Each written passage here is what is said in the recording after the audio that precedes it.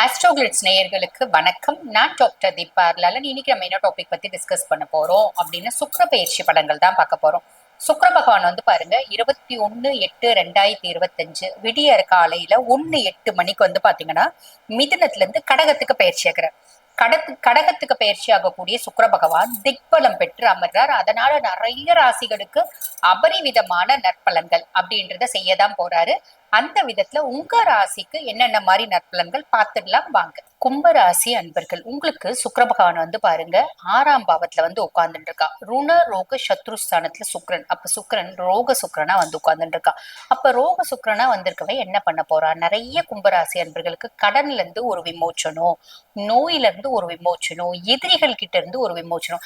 கடன் எனக்கு பல கோடி இருக்குங்க, என் கையில 1 ரூபா கூட இல்லை, நான் தெரு கோடியில இருக்கேன் அப்படின்னு சொல்றவங்க கூட வந்து பாருங்க ஏதோ ஒரு விதத்துல கடனை அடைக்கிறதுக்கான வேலையை நீங்க ஸ்டார்ட் பண்ணுவீங்க. இதுக்கு சுக்கிரனே ஹெல்ப் பண்ணுவான் அப்படின்னு அர்த்தம். அதுக்கும் மேல சுக்கிர பகவான் வந்து பாருங்க உங்களுக்கு லார்ட் ஆஃப் 4 and 9 சுக தாயாஸ்தானத்துக்கும் அவன் தான் அதிபன். அதே மாதிரி பாத்தீங்கன்னா பாக்கியஸ்தானத்துக்கும் அவன் தான் அதிபன். எனக்கும் எங்க அம்மாக்கும் நிறைய மிஸ் அண்டர்ஸ்டாண்டிங் இருக்குங்க. அம்மாக்கும் உங்களுக்குமான மிஸ் அண்டர்ஸ்டாண்டிங்ஸ் ஓரளவுக்கு சார்ட் அவுட் ஆயிடும். என்னோட கம்ஃபர்ட் ரொம்ப குறைஞ்சு போச்சுங்க இந்த 5 வருஷத்துல. அந்த கம்ஃபர்ட் ஏதோ ஓரளவுக்கு ஒரு 10 பைசா அளவுக்காவது இம்ப்ரூவ்மெண்ட் அப்படின்றது கிடைக்கும், கம்ஃபர்ட் அப்படின்றது கிடைக்கும். எனக்கு அதிர்ஷ்டமே இல்லைன்ற மாதிரி தோணுதுங்க. ஏதோ ஒரு விதத்துல இப்ப அதிர்ஷ்டம் இந்த சுக்கிர வந்து இந்த 6ஆம் பாவத்துல உட்கார்ந்ததுல இருந்து ஏதோ ஒரு விதத்துல எனக்கு அதிர்ஷ்டம் அப்படின்றது கொஞ்சம் ஃபேவர் ஆகுதுங்க. அப்படின்ற மாதிரி நல்ல விஷயங்கள் நிறைய நடக்குங்க. சரி, இப்ப சுக்கிரன் வந்து ரொம்ப ஃபேவரா இருக்காரு. அதுக்கும் மேல அந்த சுக்கிர பயிற்சி காலகட்டத்துல அந்த சுக்கிரன் கடகத்துல இருக்கிற காலகட்டத்துல மத்த பிளானட்ஸ் வந்து ஃபேவரபிளா இருக்காங்களா அதையும் பார்த்துடலாம். பொதுவா வந்து பாருங்க சுக்கிரன் 6ஆம் பாவம் 7ஆம் பாவத்துல வந்து பாத்தீங்கன்னா சூரியனும் கேதுவும் ஏறக்குறைய இந்த சுக்கிர பயிற்சி ஆரம்பிச்சு சில நாட்கள்ல புதன் அங்க வந்து உட்கார்றாரு. அப்ப இந்த சூரியன் புதன் கேது காம்பினேஷன் கலத்திர ஸ்தானத்துல எப்படி இருக்கு அப்படின்னா, எனக்கும் என் மனைவிக்கும் பெருசா வந்து பாத்தீங்கன்னா அந்யோன்யம் அப்படின்றது இல்ல. எனக்கும் என் கணவருக்கும் அந்யோன்யம் இல்லாத சூழ்நிலை அப்படின்றது தான் போகுது. நாங்க டிவோர்ஸ் நோக்கி போறோம். ஒரே வீட்டுல இருக்கும், தனித்தனியா தான் இருக்கும். ஆனா இப்ப இப்ப நான் கும்பம், நான் வந்து பாருங்க லேடியா இருக்கேன்னா என்னோட புத்திசாலித்தனத்தினாலேயோ என்னோட ஆளுமையினாலேயோ என்னோட ஒரு சமயோஜித புத்தினாலேயும் என்னோட நிறைய டாக்டிக்ஸை யூஸ் பண்ணி பிரியாம நாங்க 2 பேரும் மெயின்டைன் பண்றோம். ரிலேஷன்ஷிப்ல மெயின்டைன் பண்ண ட்ரை பண்றேன் அப்படின்ற மாதிரி அமையும். ரிலேஷன்ஷிப்பை நல்லா வந்து பாத்தீங்கன்னா ஸ்ட்ராங் பண்ணிக்கிறேன் அப்படின்ற மாதிரியும் அமையும். புரியுதுங்களா? அதுக்கடுத்து 8ல செவ்வாய், அஷ்டமத்து செவ்வாய் அப்படின் போது நிறைய பேருக்கு உடல் சார்ந்த உபாதைகள், மருத்துவ செலவு, சின்ன சின்ன ஆக்சிடென்ட், சர்ஜரிஸ் அதெல்லாம் வரும். பெருசா கவலைப்பட வேண்டாம், சின்ன சின்ன லெவல்ல தான் வரும் அப்படின்னு சொல்லலாம்.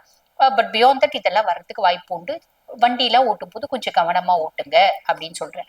சுயஸ்தானத்துல ராகு, கும்பத்துல ராகு, அதாவது உங்க சுயஸ்தானத்துல ராகு வந்து உட்கார்ந்துட்டு இருக்கான். சுயஸ்தானத்துல ராகு வந்து உட்கார்ந்துட்டு இருக்கும்போது ஒரு இனம் புரியாத குழப்பமும் பயமும் இருக்கும். அதே மாதிரி எது கொடுத்தாலும் இன்னும் வேணும், இன்னும் வேணும், இன்னும் வேணும் அப்படின்ற ஒரு எண்ணம் இருக்கும். திருப்தி அப்படின்றது இருக்காது. பெருசா நம்ம நெகட்டிவா கவலைப்பட வேண்டியதுல இதெல்லாம் கொஞ்சம் பெர்சன்டேஜா இருக்கும். காரணம் என்னன்னா குருனோட பார்வை இருக்கு, குரு சண்டால யோகம் இருக்கு.